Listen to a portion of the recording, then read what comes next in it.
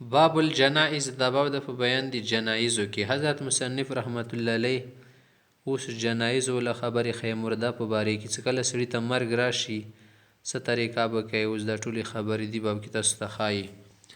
باب الجنائز دا باب د په بیان دی جنایزو کې. اذا احتضر الرجل کله سړي ته مرګ نږدې شي، حاضر شي، د مړ کېدو حالت شي کنه، وجه الى القبلة على شقه الیمن، خی طرف بنی بی قبله طرف ته سملی مخ به کې، اعتبارا به حال الوضع فی القبر، لکه قبر کې اندسی کېدولی شي ځکه په هغه باندې قیاس کوو. لانه اشرف چې دا شی ته کول بهتر دی کنه، اعلی دی، لانه اشرف علیه دا مرګ ته نږدې شو بس کنه. والمختار فی بلادنا زمونږ دغو علاقو کې مختار غوره خبره شده استلقاء چې بس سیده سملی کې مخې هوا طرف ته، لانه ایسر لخروج الروح چې دی کې اسانتیا ډېرې د روحي په اسانۍ سره وځي کنه، مرده ته به مشکلات نه، دا بهتر د مونږ علاقو کې. او که څوک هلته نږدې هلته داسې کولی شي اشوافي وغیره دیگر حضرات عایشه کوي قبلې طرف ته مخ کوي، نور څنګه کوي صحیح ده، څه مسله نشته، خوا طرف ته ځکه ښایي سروخ په وتلې کې سنی، لانه ایسر لخروج الروح والاول هو السنه، اوله طریقه سنت ته.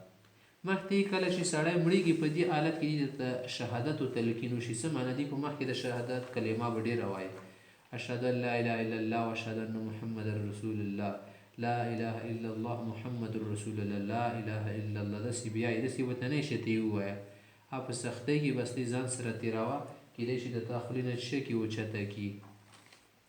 لقوله صلی الله علیه وسلم لقنوا موتاکم، خپل مردگانو ته تلقین وکړئ شهادت لا اله الا الله، په سختۍ سره ورته نه نرمۍ نرمۍ سې کسه دا کلمه وایه داسې ته یل شي. والمراد الذي قرب من الموت، مرګ ته نږدې مړي ته خو هغه نه کېږي که نه تلقین.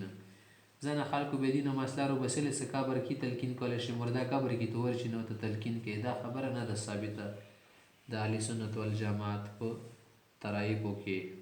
فاذا مات چې کله د وفات شي، شد لحیاه دی بیا د زامه وتړلی شي لاندې نه زنې سره، وغمد یا غمد عیناه، سترګې به یې پټې کړلی شي، سترګې به یې بانګې پتې کېږي. بذلک جرت توارث، هم د توارث ته تعامل د جري شوی تر ننه پورې. ثم فیه تحسینه، بیا دې کې دی وله د ښایست دی که نه، که خولې کلاو پاتې شي بانګه ټانګه خوله، همدا شی د سترګې بانګې ټانګې پاتې شي کلاو، د بیا ښي نه لګېږي. په استحسن ځکه د شیان ښه شمرلی شي. چې کله مړی مړ شو اوس مخ ته څه کول دي؟ غسل ورکول شي که نه، ځکه مصنف سي ته فصل پکې قایم کو د باب نه نه نه فصل فی الغسل، ته فصل د غسل ورکولی کې دي چې مړي ته څه طریقې سره غسل ورکوي. مغه طریقه ده لکه څنګه سړی په ژوندوني کې په خپل ژوند کې غسل کوي، خو خپله خو کولی نشي غریب که نه، خو مړ وي نو څه کوو موږ وله غسل ورکوو که نه، څه غسل ورکوي نو هغه دپاره څه طریقه استعمالوي، نو ښي طرفونه والوینځل شي که نه، د دې وجې نه کڼ طرف باندې واچوه، بیا کیڼ وینځل شي، بیا نور وینځل شي، ځکه داسې لاندې باندې کول دی ورکې، دې وجې نه خلک پې زر نه پوه نه شي. فاذا ارادو غسله، چې کله د مړي ته د غسل کولې اراده وکړي چې غسل ورکو، نو وضعوه علی سریر، چرپایي شو کاټ شو داسې بل شي هغه باندې کېږدئ، لینصب الماء عنه، چې د اوبه تېنه بهیږي که نه، داسې ځای کې به نه لمبوي چې کاډه غونې یا ځمکه پاسه به لمبوي. وجعلوا على عورته خرقه، او د دې شرم ځای باندې شرمګاه باندې یو کاپړه کېږدئ ټوکړه غوندې چې دا پټ وي ستر شي، اقامة لواجب الستر، ستر یې پټ وي. ویکتفي بستر العورة الغلیظه، چې کم د عورت غلیظه ده که نه شرمګاه شو قبول د برده پکې پټ کړي بس کپي د نور نشي پټول. هو الصحیح، همدا صحیح ده لتیسیر نسنۍ دپاره، که ټول بدن یې پټ کړي بیا خو وینځل صفه کول ګران وي. ونزعوا ثيابه ليمكنهم التنظيف، او کپړې به تېنه وباسي، څومره کپړې دي چې د صفایي کول وله اسانه شي ممکن شي. اوله کې به څه شی وکړي؟ اودس ور وکړي، ځکه چې کله سړی غسل کوي خو اول اودس کولی شي که نه. ووضؤوه، اول به ورته اودس ور وکړي، خو دا اودس به داسې کوي چې دې کې دا استنشاق مستنشاق یې ورته مه کوي، پوزه او خولې کې اوبه ورته مه اچوي، ځکه دا بیا راوځي نه که نه، دا خو نشي روبسلی، بیا نه ځي، نو ځکه چې ووضؤوه من غیر مزمزة، مزمزه به ورکړي نه، استنشاق یې نه پوزې ته اوبه نه چې صرف لانده کپړه به تېره کړي پوزه وغیره باندې، ګوته پکې نه بسي او د غاښونو باندې. لأن الوضوء سنة الاغتسال، دا اودس کول د غسل لپاره سنت وي که نه، غیر ان اخراج الماء منهم متعذر، چې د خولې او پوزې نه اوبه وباسل به مشکله وي، ګرانه وي، په یترکان یا په یترکان د دواړه پرېږدولی شي. ثم یفیدون الماء علیه، هغه نه به چې ټوله اودس وله وکړي که نه، بیا اوبه به په واړی داسې چوي به په اعتبارا بحال الحیات، لکه څنګه موږ ژوند کې کوو. ویجمر سریره یا ویجمر سریره، د چرپۍ څه د دې باندې د خوشبو مشبو وله واچولی شي وترن تاک تعداد کې. لما فيه من تعظیم المیت، دي کې د مړي تعظیم شو، لکه ژوند کې تاته څوک خوشبو لګوي. و انما یوتر، او د تاک به ځکه چې پیغمبر اسلام نه راغلي دي. څنګه راغلي پیغمبر اسلام لقوله صلی الله علیه وسلم ان الله وتر یحب الوتر، تاک تعداد کې شیان خوښوي. بیا مخکې چې کله د اوبو سره چې غسل ورکوي که نه، نو مخکې زمانې کې خو دومره شیان نه و، د سنبلونه د شیمپوان او د صفایي والا شیانې د ډېټولې میټولې دا شیان چېرته وو. خلکو به په اوبو کې ورته شو کې د بیرې والا پاڼې شي یا د ورمونې وغیره د اشنان والا پاڼې شي، زمۍ دا به میلوولې. صفایي ورسره خرځي، اوبه کې لږه تیزۍ راشي که نه، د ترتوالی ته نه ختم شي مړتوب، اوبه لږې تیرې شي. او اوس خو دو شیانو ضرورت نشته، بس اوبه ولې لږې تمړې که بیا نور شي وکړه، صبانو وبانو سره استعمال کولی شي صفایي. ویغلی الماء بالسدر و بالخرق، خرد شولو یعنې اشنان زمۍ یا بیرې میرې معموني پاڼې خوټولی شي، پکې مبالغتا فی التنظیف صفایي وشي. اوس یې ضرورت نشته. فإن لم یکن، که بیا داسې څه نه وي، نو فالماء القراح صحیح، خالص اوبه هم صحیح دي. دا خالص اوبه څه دي؟ همدا لږې ګرمې تمړې ښې دي، داسې رخي راپسته کېږي. حصول اصل المقصودي، اصل المقصود دې نه حاصلېږي چې تنظیف راوستل دي. مخته وایي چې مړي ته به د ږیره سر شو دا لږ په د ښه شیانو سره ووینځي که نه، دا عموما په د تشو اوبو نه صفا کېږي، صابون وبون شیان استعمال کړي، ورکې شیمپو شول. ویغسل رأسه ولحیته بالختمي، ختمي مخکې یو ګل غونې و جګونې به یې کول، لیکونه انظف له، چې زیاته صفایي وشي.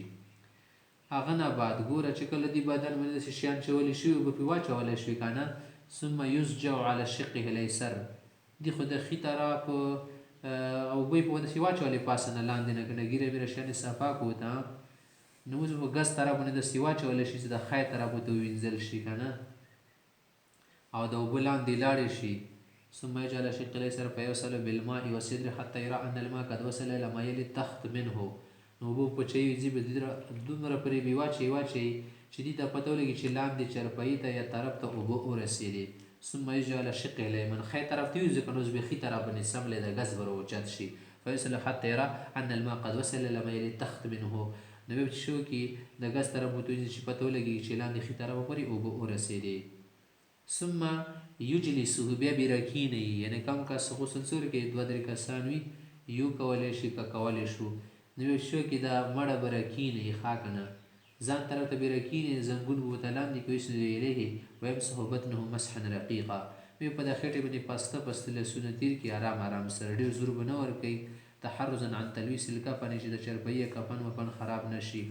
فإن خرج منه شیء، که چې شی ونه ووتو که نه، نو غسله اعضا یې ووینځي، اشیاء ووینځي، نور دوباره غسل کولی ضرورت وله نشته چې دوباره غسل وله ورکړي. ولا یعید غسله ولا وضوءه، دوباره د غسل اودس کولی ضرورت نه وي. لأن الغسل عرفناه بالنسر، نسر خو غسل معلوم شو که نه، وقد حصل مره یوځلې وشو، نو بیا نشي راګرځولی. ثم ینشفه ینشفه بصوب، بیا هغه نه به تولیه مولیه په تیره کړي که نه، د بدن یې راوچ کړي، کی لا تبتل اکفانو، چې د کفن لوند نه شي. ویجعله ای المیته، بیا به د المیته المیته د مړه بیا وګرځي کیږي دی په اکفن په کفنو کې، کفن کې به کېدی بیا کفن مخ ته خپله ورسته طریقې ښایي.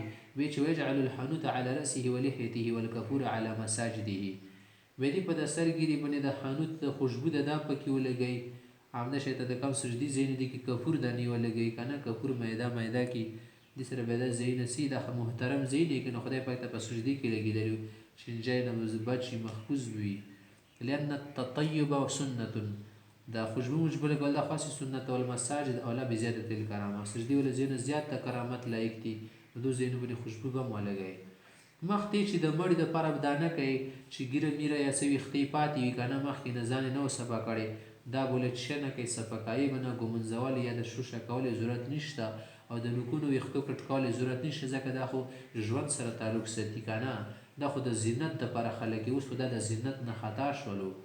ولا یسرح شعر المیت ولا لحیته، دې ولا د سر ویښته یا د ګیرې ویښته به نشي ږمنځولی، لږ به برابر کړي بس. ولا یقص ظفره ولا شعره، ویښته نوکان به یې نشي کټ کولی. لقول عائشه رضی الله عنها، عایشه صاحب ویلي چې على ما تنسون میتکم، ولې تاسو د مړي ولا ویښته راکینش کوئ او څه کوئ ږمنځوئ. ولأن هذه الاشیاء للزینه، د شیان خو د زینت خوشحالۍ نمایش خو زیبایش دپاره یې که نه.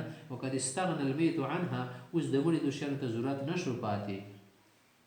وفي الحي كان تنظیفا، او د ژوندي دپاره خو دا صفایي وي که نه چې نوکونه ولا کټ کړي. اجتماع الوسخ تحت، هغه لاندې خو خیره جمع کېږي یا ویښتو لاندې.